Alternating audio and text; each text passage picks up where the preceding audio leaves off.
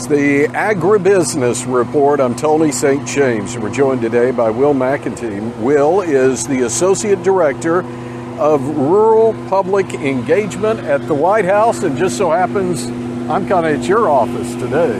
That's right. Welcome to the White House. Good to have you here, Tony. So, growing up, Iowa kid, ever think you'd be working at the White House?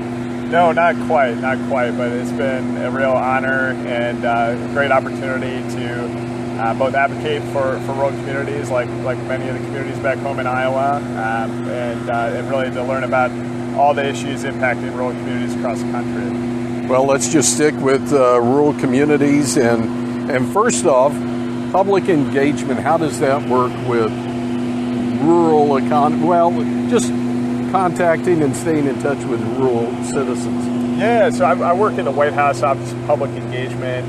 We are really, the front door to the White House, if you will. We're the folks that are in touch with stakeholders across the country about the administration's initiatives, listening to folks on the ground about different issues and ensuring that everyone here across the administration is both informed of what's happening on the ground and how we can really make folks' lives better everywhere. My main portfolio is rural engagement, and so I work with and partner with rural community leaders across the country, both listening to them on the issues they're working on, but also communicating out the administration's initiatives and how we're working to partner with rural communities to make sure that they are able to prosper.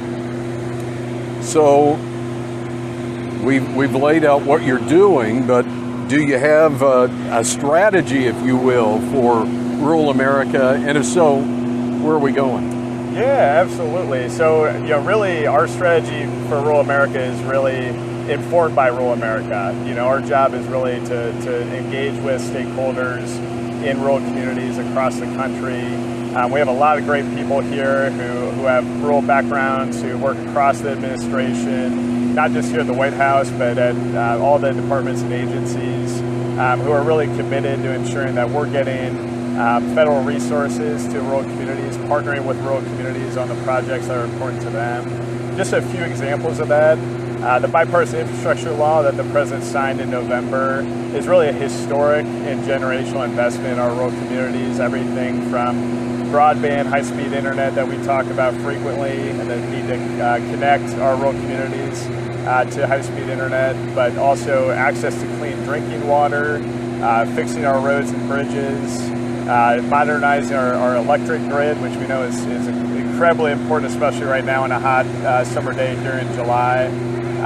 So we're really trying to partner with rural communities, ensure that they are both aware of the resources they are eligible for and making it as easy as possible to access those federal resources as well.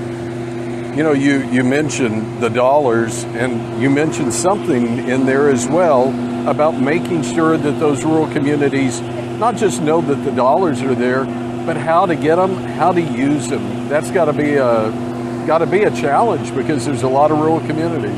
Yeah, no doubt, and as one of the biggest feedback that we've received early on has really been about the need for technical assistance, capacity building for our rural communities, both assistance in identifying those opportunities, but really help along the way to help guide the process. And so that's why the administration announced back in April the Rural Partners Network, which is a partnership between all federal agencies, and will actually help to employ community liaisons in some of the rural communities that have some of the most need and that are most economically distressed, to partner with them, to partner with leaders in those communities to identify those resources that will assist those communities.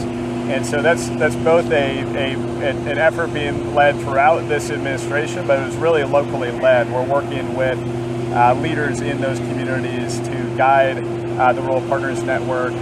We announced a first cohort of rural communities and regions that we're working with back in April, as well as a second cohort of regions and communities that are currently in the community selection process. this is a program we want to take across the country because we know that there are technical assistance needs in rural communities everywhere, but it's really also an opportunity to coordinate our strategy across the federal agencies to ensure that all of the federal programs have identified opportunities for rural communities. Now, you mentioned rural broadband, and I'm not sure if there's a dollar figure for all the money that's been put into bridging that digital divide. Yet with all the money, can it get to where it really needs to go? And sometimes those are remote areas rather than just rural areas. Oh yeah, absolutely. So the bipartisan infrastructure law included programs that really connect every home and every business to high-speed internet. Now that's going to be a large task, and so we have several agencies, USDA, Department of Commerce, the FCC, all working together to accomplish that goal. But it will and can be done, and it really means creative partnerships with rural communities. Right now, the NTIA at Department of Commerce is working on their Internet for All program. They have gotten all 50 states and every territory in the country to sign on and develop their plan for expanding Internet to every home and business. I was recently back home in Iowa with the Special Representative for Broadband, Andy Burke from NTIA, the Department of Commerce, and we had the opportunity to meet with some rural and agriculture stakeholders in the state to talk about both the opportunities and some of the challenges in achieving that goal.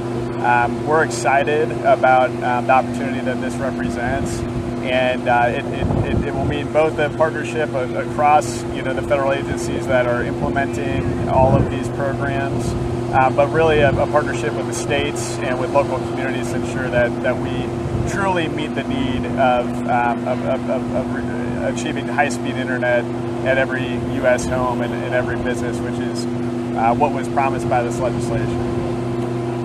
Just a few minutes left, but I want to make sure I give you this opportunity. This is the big one. This is the crystal ball question. So as you look down the road, we've been talking about things that are happening now and in the next few months, maybe the next couple of years, but as you look further down the road, are you optimistic about rural America?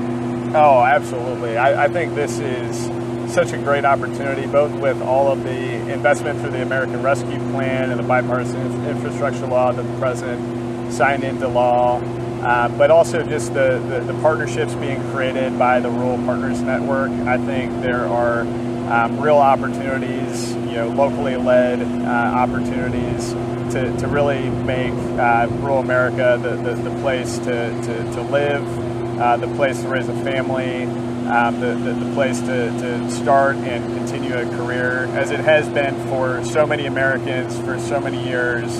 And that's what we want to do. We want to ensure that we are providing our rural communities with access to the resources they need to be able to thrive and to prosper. And we want to do that in partnership with rural community leaders across the country.